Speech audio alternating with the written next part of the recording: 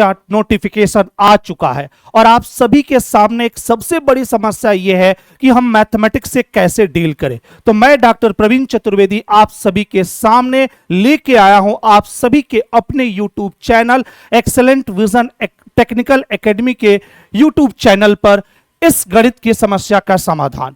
यह समस्या क्या है, पिछली बार जब आपका एग्जामिनेशन हुआ था तो 2024 और 25 में सीबीटी 1 में मैथमेटिक्स के जो क्वेश्चंस पूछे गए थे वह 20 क्वेश्चन थे। कितने क्वेश्चन थे? 20 क्वेश्चन थे।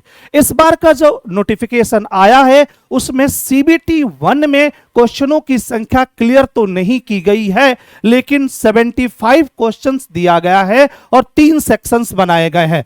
तो अगर उसको बेस माना जाए केवल 3 सेक्शन के मैथ्स, रीजनिंग और जनरल साइंस की, तो यहां पे क्लियर हो रहा है कि हो सकता है कि इस बार आपसे 25 क्वेश्चंस पूछे जाएं।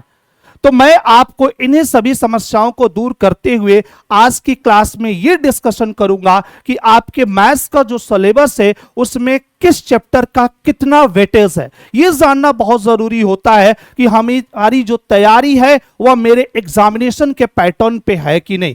तो इस एग्जामिनेशन की प्रिपरेशन और अपने सपने को साकार करने के लिए आप सभी जरूर जुड़े हमारे यूट्यूब चैनल से। आइए दिखाता हूं मैं आप सभी को कि आपके एग्जामिनेशन में किस चैप्टर का कितना वेटेज है, किस चैप्टर का कितना वेटेज है। तो मैं आपके सामने 2026 की बात अगर करूं तो अभी तक जो भी पेपर हुए थे उसको एनालिसिस करते हुए मैंने चैप्टर वाइज आप सभी के क्वेश्चंस के डाटा को कलेक्ट करते हुए एक एनालिसिस किया और देखा कि किस चैप्टर का कितना वेटेज है। तो मैं बात करने चल रहा हूं आप सभी से, जो अगर अर्थमेटिक की बात किया जाए तो अर्थमेटिक में सबसे जो इंपॉर्टेंट टॉपिक होता है, जैसे मैं बात करूंगा आपसे परसेंटेज की, तो परसेंटेज के जो क्वेश्चन की संख्या होगी, अभी तक जो क्वेश्चंस बनते हैं मिनिमम 1 क्वेश्चन पूछा जाएगा, मैक्सिमम 2 क्वेश्चन, 1 से 2 क्वेश्चंस आपके परसेंटेज टॉपिक से पूछे जाएंगे और अभी तक पूछे गए हैं। तो परसेंटेज चैप्टर का जो वेटेज बन रहा है वह 1 से 2 क्वेश्चंस का बन रहा है, आपके सामने ये मौजूद है। परसेंटेज के साथ साथ दूसरा चैप्टर आता है जो इसका बड़े भाई के रूप में होता है और हर एक एग्जामिनेशंस में इसके वेटेज परसेंटेज से ज्यादा होते हैं। मैं बात कर रहा हूं आप सभी से प्रॉफिट एंड लॉस की। तो प्रॉफिट एंड लॉस के जो क्वेश्चंस पूछे जाते हैं उनकी संख्या होती है कम से कम 3, अधिक से अधिक 4। तो यहां पे जो वेटेज आपको मिलेगा 3 से 4 क्वेश्चनों का मिलेगा प्रॉफिट एंड लॉस से। तो प्रॉफिट एंड लॉस से जो क्वेश्चनों की संख्या होगी 3 और 4 बनेगी, जो मैं आपके सामने रखा हुआ हूं।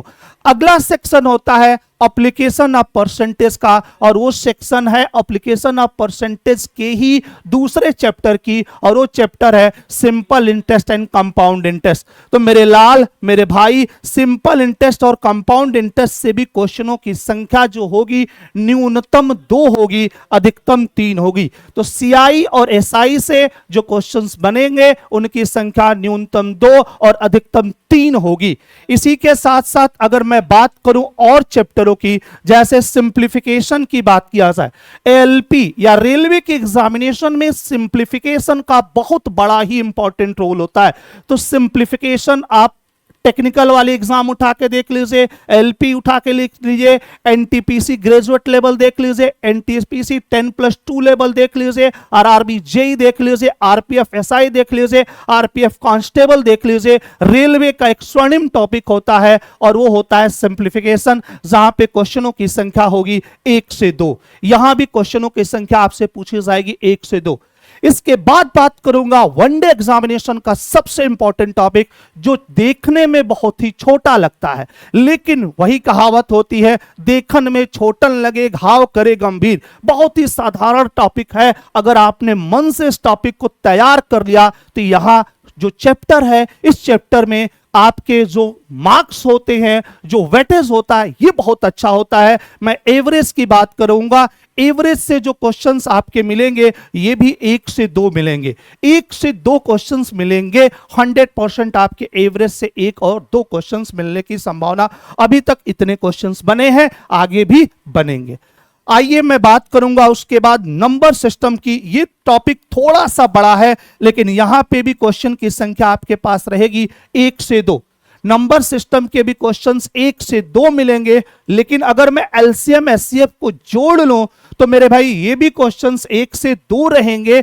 मतलब अगर नंबर सिस्टम और एलसीएम एचसीएफ को जोड़ लिया जाए तो न्यूनतम क्वेश्चनों की संख्या 2 रहेगी, अधिकतम क्वेश्चनों की संख्या 4 रहेगी। तो नंबर सिस्टम एलसीएम एचसीएफ में देखा जाए तो न्यूनतम क्वेश्चनों की संख्या 2, अधिकतम क्वेश्चनों की संख्या 4।